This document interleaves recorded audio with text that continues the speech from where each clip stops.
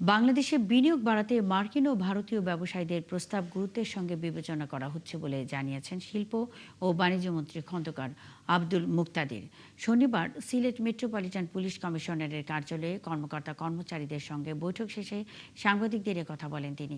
বাণিজ্যমন্ত্রী বলেন, যুক্তরাষ্ট্রের আরোপ করা সাধারণ শুল্কের বাইরে বাংলাদেশের পণ্যের উপর অতিরিক্ত 10% ট্যারিফ কার্যকর রয়েছে, যা সর্বনিম্ন হারগুলোর একটি। এছাড়া ভারতীয় ব্যবসায়ীরা বাংলাদেশে বিনিয়োগে আগ্রহ প্রকাশ করেছে বলে জানান মন্ত্রী।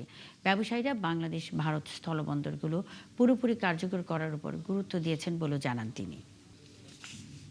কম ট্যারিফ ধার্যকৃত দেশের মধ্যে বাংলাদেশ একটা। এই মুহূর্তে বাংলাদেশের উপরে সাধারণ শুল্কের বাইরে 10% ট্যারিফ প্রয়োগ করা হয়েছে। এটি সর্বনিম্ন। তারা বাংলাদেশে বিনিয়োগের ব্যাপারে আগ্রহী। তাদের মধ্যে কেউ কেউ ইতিমধ্যে বাংলাদেশে বিনিয়োগ করেছেন। বাংলাদেশের ব্যবসায়ীদের সাথে তারা ইনফ্রাস্ট্রাকচারের বিনিয়োগের জন্য একটা টাস্ক ফোর্স করতে চান এবং ডিজিটাল ইনফ্রাস্ট্রাকচার তৈরির জন্য আমাদের ব্যবসায়ীদের সাথে একটা টাস্ক ফোর্স করতে চান।